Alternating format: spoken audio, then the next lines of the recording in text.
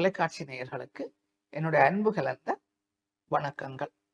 மீண்டும் ஒரு கதை வழி அறமொழி நிகழ்ச்சியினூடாக நேயர்களாகிய உங்களை சந்திப்பதில் மிக்க மகிழ்ச்சி. ஒரு நாள் ஒருவர் ஒரு விமானத்திலே பயணம் செய்து கொண்டிருக்கின்றார். விமானத்திலே நடுவானிலே பறந்து கொண்டிருக்கும் பொழுது இந்த விமானம் வெடித்து சிதறிவிடுகின்றது. தெய்வாதீனமாக நான் குறிப்பிட்ட இந்த மனிதன் ஒரு கடலிலே விழுந்து விடுகிறார். ஒரு கடலிலே வீழ்ந்தபடியால் அவர் உயிர் பிழைத்து கொள்கிறார். அந்த கடலிலே கரையை நோக்கி நீந்தி சென்று தப்பித்தும் விடுகின்றார். இப்பொழுது உயிர் தப்பியது அவருக்கு ஒரு சந்தோஷம். விமானத்தில் சென்ற அத்தனை பேரும் இறந்து விட்டார்கள், பெரும்பாலும் இறந்திருக்க வேண்டும், தான் உயிர் பிழைத்து விட்டேன் என்கின்ற சந்தோஷம். அந்த சந்தோஷத்துடனேயே அந்த நாளை கழித்து விடுகின்றார். மறுநாளும் வந்து விடுகின்றது. இப்பொழுது பசிக்க தொடங்குகின்றது. அப்போதுதான் தான் தப்பித்து வந்த இடத்தை அவதானிக்கின்றார். அது ஒரு சிறிய தீவு.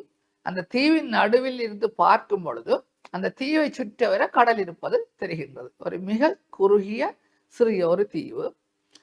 சரி, பரவாயில்லை, ஏதாவது ஒரு கப்பல் இந்த கடலிலே நீந்தி வருகின்ற போது, இந்த கப்பல் ஒன்று இந்த கடலிலே வருகின்ற போது அவர்களின் உதவியுடன் இந்த தீவை விட்டு தான் தப்பித்து சென்று விடலாம். அது வரைக்கும் என்னுடைய உயிரை நான் தக்க வைத்துக் கொள்ள வேண்டும் என்ற உறுதியுடன் அவர் அந்த தீவை சுற்றி சுற்றி வருகின்றார். ஒரு சில காய்கனிகளை காண்கின்றார், ஒரு சில கிழங்கு வகைகளை காண்கின்றார். அவருடனே கணக்கு போடுகின்றார். அத்தனை காய்கனிகளையும் கிழங்குகளையும் நான் இப்பொழுதே உண்டு விடக்கூடாது, கொஞ்சம் கொஞ்சமாக அதனை உண்டு, ஆக குறைந்தது இந்த உப்பு தண்ணீரில் சிறிதளவையாவது அருந்தி உயிரை தக்க வைத்துக் கொள்வோம். ஏதாவது ஒரு கப்பல் வந்ததும் நான் தப்பி சென்று விடலாம் என்று விட்டு அவர் காய்கறிகளை அளவாக பறித்து உண்கின்றார். சில கிழங்கு வகைகளை எடுத்து கற்களை உறைஞ்சி நெருப்பை உருவாக்கி அதிலே சுட்டு சாப்பிடுகின்றார். கடலிலே மீனை பிடித்து அதனை சுட்டு சாப்பிடுகின்றார். இவ்வாறாக அவரது நாட்கள் செல்கின்றன. உண்மையை சொல்ல போனால் அந்த வாழ்க்கை அவருக்கு ஓரளவு பழகியும் விட்டது. ஒரு தனித்தீவிலே தனித்து இருக்கின்றார். பழங்கள் காய்கறிகள் இருக்கின்றன, கிழங்கு வகைகள் இருக்கின்றன, மீன் பிடிக்கக்கூடியதாக இருக்கின்றது.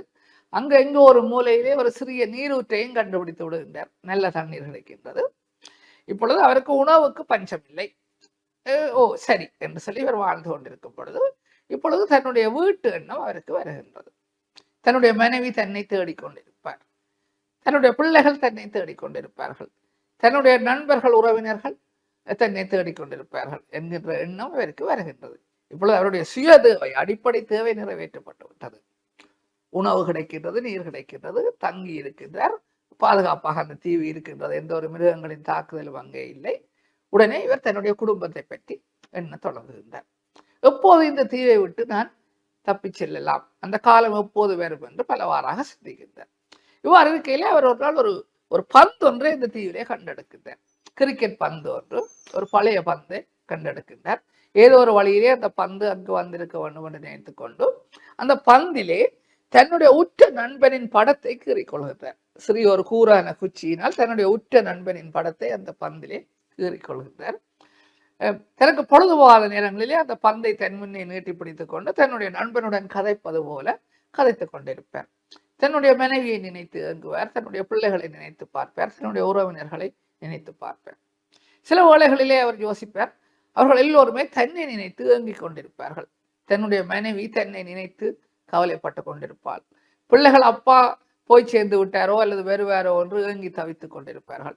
என்னுடைய நண்பன் சரியான உறக்கம் இல்லாமல் உணவு இல்லாமல் எனக்காக காத்து கொண்டிருப்பான் என்றவாறெல்லாம் இவர் யோசித்துக் கொண்டிருந்து ஒரு கிட்டத்தட்ட 2 வருடங்கள் அந்த தீவிலே கடந்து விட்டது. எதிர்பாராத விதமாக ஒரு நாள் அந்த கடலிலே, அந்த தீவை சுற்றியுள்ள கடலிலே ஒரு கப்பல் வருவதை காண்கின்றார். கண்டதும் இவர் ஒரு பழைய துணியை எடுத்து அதை ஒரு கொடியாக கட்டி அசைத்து காட்டுகின்றார். இவர் அந்த கொடியின் அசைவை கண்ட கப்பல் மாலுமி கரையை நோக்கி கப்பலை செலுத்துகின்றார்.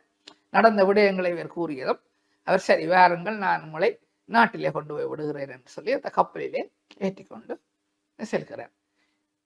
போய் அந்த நாட்டின் மறுகரையிலே, இவரது சொந்த நாட்டிலே இவர் இறங்கிவிட்டார். அப்பொழுதுதான் ஒரு கண்ணாடியிலே தன்னுடைய தோற்றத்தை பார்க்கின்றார். தீவிலே வாழும் பொழுது மிக சந்தோஷமாகத்தான் வாழ்வதாகத்தான் இவர் உணர்ந்து கொண்டிருந்தார். இப்பொழுது பார்த்தால் அவருடைய தோற்றம் மிக மாறிவிட்டது. மிக மெலிந்து விட்டார், கருத்து விட்டார், தலைமுடி தாடி மீசை எல்லாம் வளர்ந்து விட்டது, தோற்றம் மாறிவிட்டது. உடனே இவர் அந்த அருகிலே உள்ள ஒரு சிகை அலங்கரிப்பு நிலையத்துக்கு சென்று தான் பின்னர் பணம் கொண்டு வந்து தருவதாகவும், இப்படி ஒரு தீவிலே அகப்பட்டு விட்டு இன்றுதான் வந்ததாகவும், தன்னுடைய தலைமுடியை வெட்டி முகத்தை சவரம் செய்து விடும்படியும் கேட்கின்றார். அவரும் வேறு தோற்றத்தை பார்த்ததும் வேறு கதையை நம்பி தலைமுடியை அழகாக வெட்டி முகச்சவரம் செய்து புதிய ஆடை ஒன்றையும் அந்த சிகை அலங்கரிப்பு நிலைய உரிமையாளர் கொடுக்கின்றார். இவர் அந்த ஆடையை அணிந்து கொண்டு தன்னுடைய வீட்டுக்கு செல்கின்றார். அந்த அசிங்கமான தோற்றத்துடன் அவர் தன்னுடைய வீட்டுக்கு செல்ல விரும்பவில்லை. அதனால் தான் அவர் தன்னை அழகுபடுத்திக் கொண்டு வீட்டுக்கு செல்கின்றார். நேராக தன்னுடைய வீட்டுக்கு செல்கின்றார். அந்த நேரத்திலே தன்னுடைய மனைவியின் குரல் உள்ளே கேட்கின்றது. இவர் எதிர்பார்த்தது என்னவென்று சொன்னால், அவள் இவரை நினைத்து ஏங்கிக் கொண்டிருப்பாள், தன்னுடைய வாழ்க்கையே இழந்தவளாக வாழ்ந்து கொண்டிருப்பாள் என்று எதிர்பார்த்து கொண்டுதான் இவர் செல்கின்றார். அங்கே ஒரு ஆச்சரியம் இவருக்காக காத்திருக்கின்றது. கிட்டத்தட்ட 2 வருடங்கள் இவர் திரும்பி வராத காரணத்தினால் இவர் இறந்து விட்டார் என்று முடிவு செய்து இவரின் மனைவி இன்னும் ஒரு திருமணம் முடித்து அந்த ஆடவனுடன் மிக மகிழ்ச்சியாக வாழ்ந்து கொண்டிருக்கிறார். இவர் வெளியே நின்று அந்த சத்தங்களை கேட்டதும் இதை புரிந்து கொண்டு மனைவியை கூப்பிடவே இல்லை. அங்கிருந்து அகர்ந்து சென்று பக்கத்து வீட்டில் போய் தன்னுடைய பிள்ளைகளை பற்றி விசாரிக்கிறார். விசாரிக்கும் பொழுது அவர்கள் சொல்கிறார்கள், ஒரு விடுதிகளிலே தங்கி இருந்து படிக்கின்ற விடுதிகளிலே இவரது பிள்ளைகள் இருப்பதாக சொல்கிறார்கள். இவர் அந்த விடுதிக்கு பிள்ளைகளை பார்ப்பதற்கு செல்கிறார். சென்று விடுதியின் வெளிப்புறத்தில் இருந்து பார்க்கின்றார். அந்த பிள்ளைகள் மிக மகிழ்ச்சியாக அங்கே விளையாடி கொண்டிருக்கிறார்கள். எந்த விதமான ஒரு கவலையும் அவர்களது முகத்தில் தெரியவில்லை. மிக மகிழ்ச்சியாக விளையாடி கொண்டிருக்கிறார்கள். சரி போகட்டும் என்று அதை விட்டு இப்பொழுது தன்னுடைய நண்பனை தேடி செல்கிறார். இந்த பந்திலே தன்னுடைய நண்பனின் படத்தை வரைந்து அவருடன் கதைத்து தான் இவர் தன்னுடைய பெரும்பாலான பொழுதை போக்கியிருக்கிறார். அந்த நண்பனை தேடி செல்கிறார். அந்த நண்பன் ஒரு இடத்திலே பல நண்பர்களுடன் கதைத்து சிரித்துக் கொண்டிருப்பதை காண்கின்றார். அவனை சுற்றி பலர் அமர்ந்திருக்கிறார்கள். பல்வேறு நகைச்சுவான கதைகளை பேசி அவர்கள் கதைத்துக் கொண்டிருக்கின்றனர். இவர் தலையை குனிந்தவாறே தான் மீண்டும் திரும்பி வந்ததை யாருக்கும் சொல்லாமல் வேறொரு இடத்துக்கு சென்று விடுகின்றார்.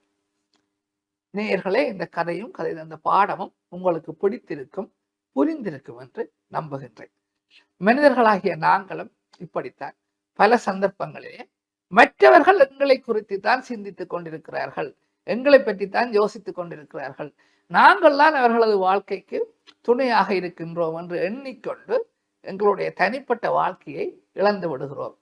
அவ்வாறு இல்லாமல் எங்களுடைய தனிப்பட்ட வாழ்க்கையையும் ஓரளவுக்கேனும் நாங்கள் வாழ வேண்டும் என்கின்ற விடயத்தை தான் இந்த கதையினூடாக நான் புரிந்து கொண்டேன். மீண்டும் ஒரு கதை வழி அறமொழி நிகழ்ச்சியினூடாக நேயர்களாகிய உங்களை சந்திக்கும் வரை உங்களிடமிருந்து விடைபெற்றுக் கொள்கின்றேன். நன்றி, வணக்கம்.